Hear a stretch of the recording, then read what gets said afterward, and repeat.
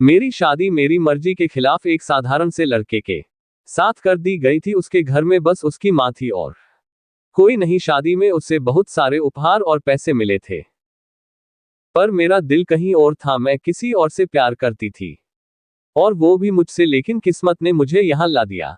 अपने ससुराल शादी की पहली रात जब वो दूध लेकर आया, मैंने उससे पूछा, एक पत्नी की मर्जी के बिना पति उसे छुए तो उसे बलात्कार कहते हैं या हक? उसने बस इतना कहा, आपको इतनी गहराई में जाने जरूरत नहीं है। मैं बस सिर्फ शुभ रात्रि कहने आया हूं और कमरे से बाहर चला गया। मैं सोच रही थी कि झगड़ा हो जाए ताकि मैं इस अनचाहे रिश्ते से छुटकारा पा सकूं, मगर ऐसा कुछ नहीं हुआ। मैं उस घर में रहकर भी घर का कोई काम नहीं करती थी। दिन भर ऑनलाइन रहती और न जाने किस किस से बातें करती। उसकी माँ बिना शिकायत के घर सारा काम करती रहती और उसके चेहरे पर हमेशा एक मुस्कान होती। मेरे पति एक साधारण कंपनी में काम करते थे। वे बेहद मेहनती और ईमानदार। हमारी शादी को 1 महीना हो चुका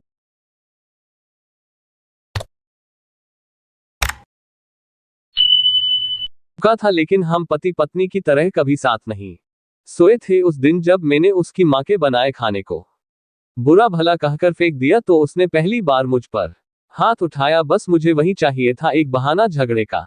मैं पैर पटकते हुए घर से निकाल गई अपने पुराने प्यार से मिलने। वो मुझसे कहता, कब तक यहाँ रहोगी, चलो भाग चलते हैं कहीं दूर। पर सच तो ये था कि मेरे पास कुछ भी नहीं था और वो खाली हाथ भगाने को तैयार नहीं था। फिर एक दिन मेरे ससुराल में एक घटना घटी। मैंने पहली बार अपने पति की अलमारी खोली। उसमें मेरा बैंक पासबुक, एटीएम कार्ड और वो सारे गहने थे जो मेरे घरवाले ने मुझसे छीन लिए थे। मुझे ये सब देखकर झटका लगा। साथ ही उसकी डायरी में मेरे लिए एक खत रखा था। उसमें लिखा था कि उसने मेरी हर चीज को संजो कर रखा था और दहेज में मिले सारे पैसे मेरे अकाउंट में डाल दिए थे। उसमें लिखा कि वो मुझे प्यार से इस रिश्ते में बांधना चाहता है, न कि जबरदस्ती। उसकी इन बातों ने मेरे दिल को छू लिया। मैंने सोचा भी नहीं था कि ये गंवार मुझे इस तरह समझ सकता है। बिना कुछ कहे धीरे धीरे मुझे एहसास हुआ कि मुझे उसी सादगी से प्यार करता है जिस सादगी से उसने मुझे